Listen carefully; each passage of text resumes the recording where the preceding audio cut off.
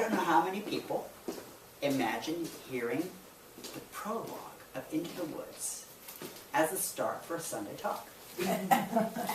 Or as a way to shape and give context to the idea of spiritual principles and practical tools to live in our daily lives.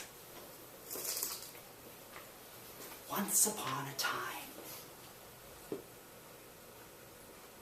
What comes up in our imagination with once upon a time? Those are the words that let us stand on a flying carpet. And suddenly we are no longer in the place where we were. But we're in a new place of unseen possibilities. What I would like to propose is that this place of unknown possibilities is available with each step forward, with each breath in. This month, the theme is free of discord. Now, how is that possible? How in the name of anyone without half a whit of intelligence is going to say free of discord? Phyllis described a circumstance which is anything but free of discord this morning with the shooting in Florida. Many teachers have described how discord just seems to continue to arise. Even the once upon a times that we hear. It's not once upon a time there was this really happy girl and she was going to get to go to the festival. Or there was this really bright boy who had the cow that was giving all kinds of milk and the family had more than enough. Or the baker who had a child. Or the little girl who had plenty of bread and plenty of food to take to grandma. No, oftentimes in those stories, in the once upon a time, it takes us out of our own discord and gives us someone else's. Someone else's discord can be much easier to face. Someone else's discord can be something that we can possibly conquer. Because in so many of these stories, the conquering has happened. Maybe not the first time we heard the story. The first time we might have been on edge. Biting our nails, wondering what was going to come next. I know that for me and Michael, we'll sit down and try to watch a show, and I can't even be in the room because what's happening on that television screen takes on its own life and becomes so vivid that I just can't watch it. My sister Lisa knows very well that there were movies that our friends wanted to go to. We went to see The Fog when I was an adolescent. And of course, that was the night when I got dropped off at the end of our 600-foot driveway. What would you know but the entire length of the walk back was through the fog.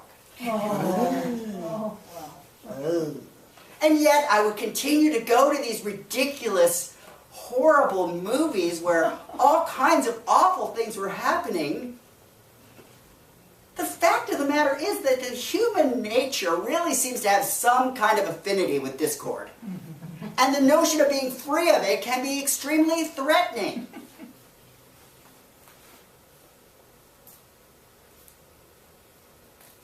The picture I have up here, what do you see? Angels and bats. It's called Escher's Angels and Demons. Demons and Angels. So many times in the stories, we have both characters interacting. So we can see these are these little bat-like figures here, or the demons, and these little white figures are the angels.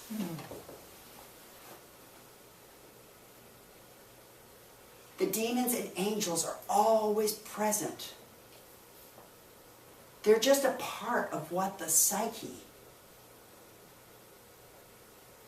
uses to wield its way through the world. Okay, so what's the spiritual principle? What's the spiritual practice? What is it that is practical about any of this? About these stories, about this once upon a time? One of the things that we teach, one of the things that we have gotten from the founder of this movement, Ernest Holmes, was the idea that we live in a universe that will give back to us what we give to it. So are we going to face the universe like a demon?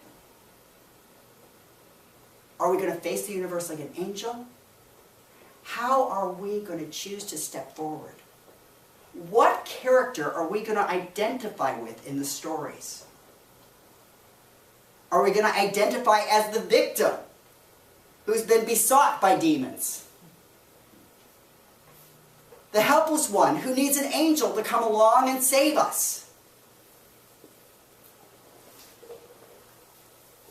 In that story, Into the Woods, the narrator is able to be a fairly neutral, passive character.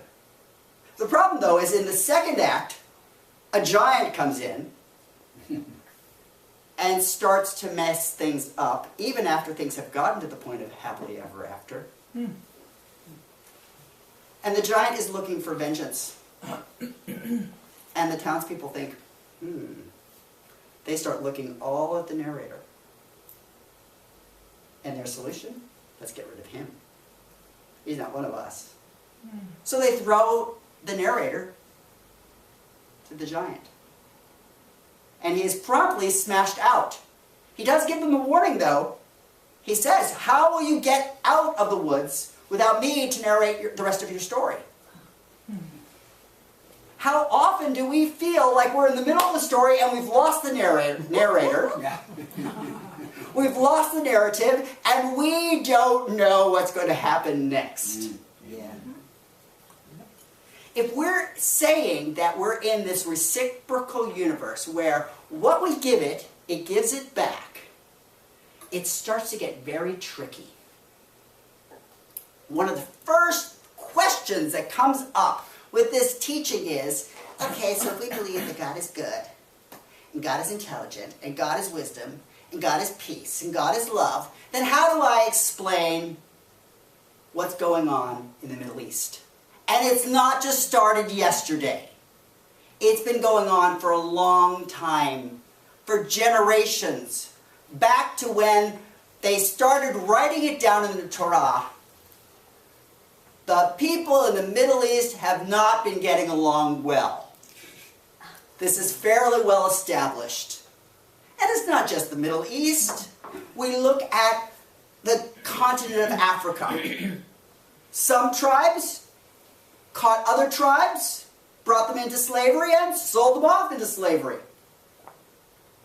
There are all kinds of stories, there are all kinds of moments in history which we just look at, we shake our heads, and we wonder, what is going on here? Excuse me, there is a message for you. And when we hear that there is a message in that, there is something that we can do. There is something that is available to us. The teaching can make us think, okay, so I put into the world, and what comes back is what I put into it. And that can feel really threatening. Here I am, I'm going along, I'm being a nice person, I'm doing nice things in the world, I'm friendly, I'm compassionate, I'm kind, and I know that Phyllis has described getting smacked in the face when we can go like that. So we can think, well, I'm not going to make my face so available. You know, America spends a lot of time and money on football, where people are very protected against those smacks in the face. They have all kinds of equipment to deal with getting smacked in the face. We are very prepared for being smacked in the face. We have industries which are all about protecting and defending and being smacked in the face. So, if what we're putting into the universe is coming back to us, it can feel extremely distressing to think, I'm deliberately trying to do good things, and yet these bad things happen. Years ago, a rabbi, wrote a book when bad things happen to good people. That story goes back into the Torah with the story of Job. Job was really a game show between God, between one of the angels, and the devils. God is bragging, well, I've got my Job. He's really good. The devil says, give him to me. Give him over to my care, and I'll show you. So Job is walking along, and his house is brought down. And wouldn't you know, the day the house is brought down, he had his whole family in the house. Whole family wiped out. Now, in Jewish tradition, what happens is he has some friends who come along and say, this is because you're a bad guy, Job. This couldn't happen to you if you weren't a bad guy. Some people said, no, Job, it's not that you're a bad guy, his other friend.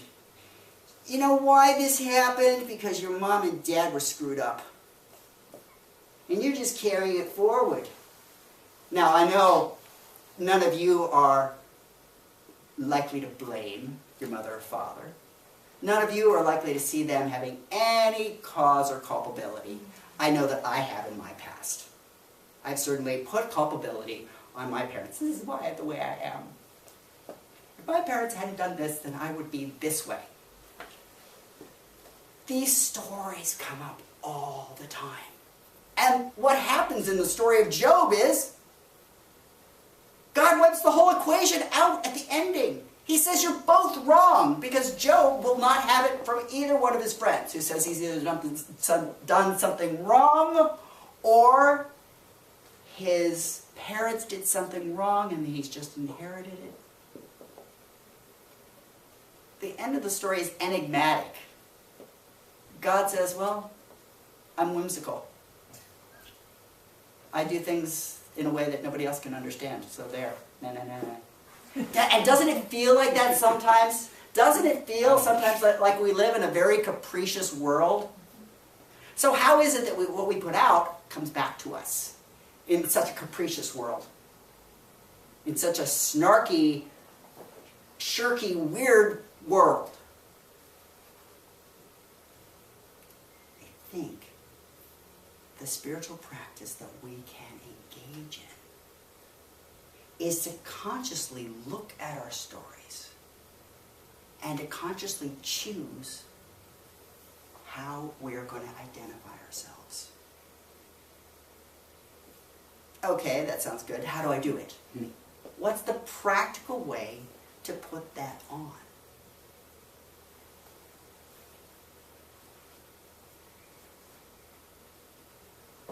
I would say it's 3 steps. The first step is just to be paying attention. Pay attention to where we are in any story at any given time. Have we stepped into the role of angel or demon? Have we identified the surrounding characters as angel or demon? There's also that lovely psychological triangle of victim, villain, and hero. Have we named any of those characters? Have we named any of ourselves? Take the moment to just look at the story that we are telling ourselves and pause. And that's again why that practice of meditation is so great. Because as we move through our life, as emergency and event after event and emergency come up, that practice of pausing becomes a useful tool to help us look. It's very easy to get swept up in the energy of the story, in the flow of the story. It can be very easy to lose all sense of time, all sense of groundedness. But the stopping and paying attention lets us see that that's happening. Oh, look, I'm on a river. I'm on a raft on a river, and it's going very fast, and it's very threatening. Pay attention. Decide what to do. Second thing is decide what attitude, what choice do I want to make now that I'm aware in this story.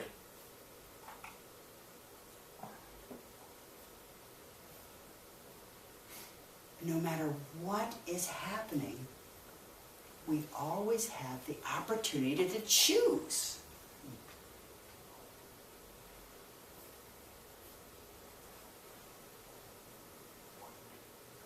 There's the story of the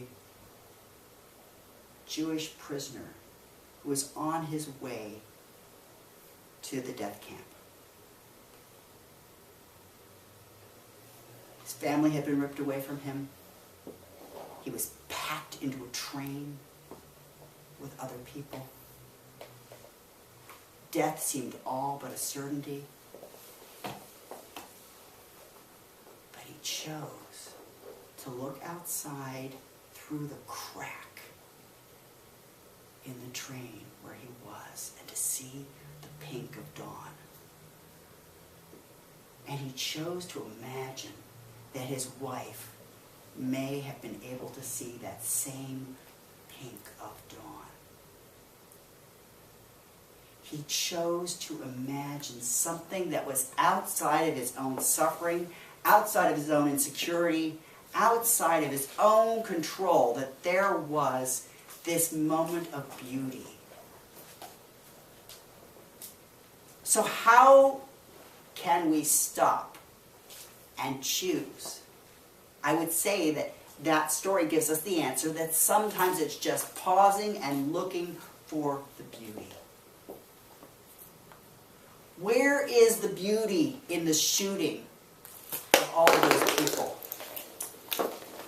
Where is the beauty in all of these awful things that happened?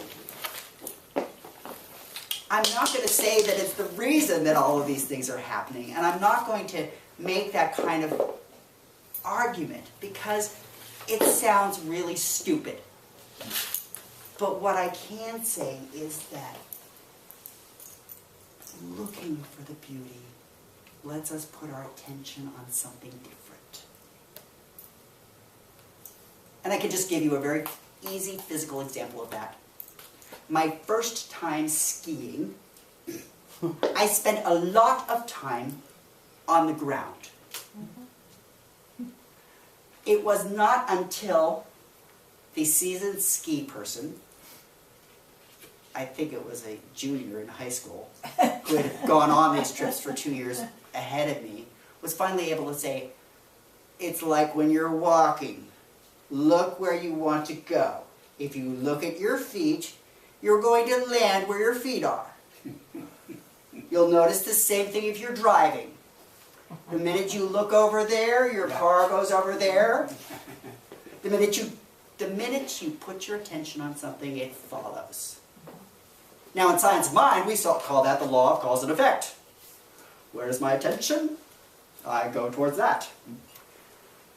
The simple thing was to just stop staring at my feet and look where I want to go. Okay, I'm looking downhill. Oh, it's getting very fast. It's getting very fast. Then look back uphill. And it's very hard to go fast when you're trying to ski uphill.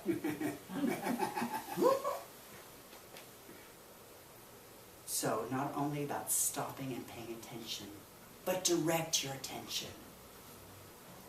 Have the inward conviction to direct your attention. And that's where the notion of the creative cause and effect comes into being. Be the creator. Be the chooser. See where you are. Choose what to do. Okay, and I said there was a third piece with this all. Sometimes we still can't do it. Sometimes we're on that river and we're going faster than we can feel like it's possible to ever get off. Sometimes, I want to see it beautiful, I want to see it beautiful, I want to see it beautiful, but we don't. Sometimes we simply have to lean into another.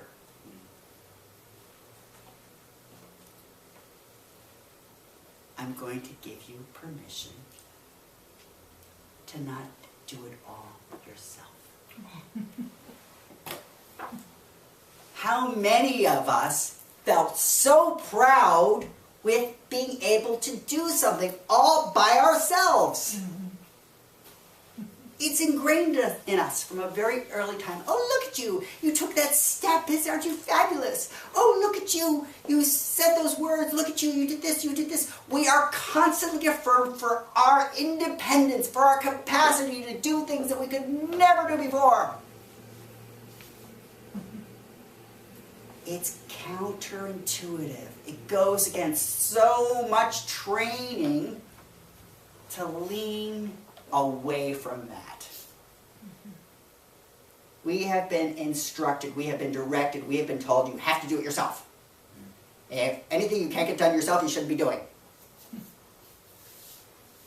I offer you the lifeboat, the life raft, the rope of saying, let that go. Yes, it is overtaught. So I just invite you to say to yourself, I can do it with others. That can be your mantra for this week. I can do it with others. Now, we're going to practice it. I can do it with others. With others. Let's try it again. I can do it with others. One more time. I can do it with others. Cause and effect. Freedom from all discord.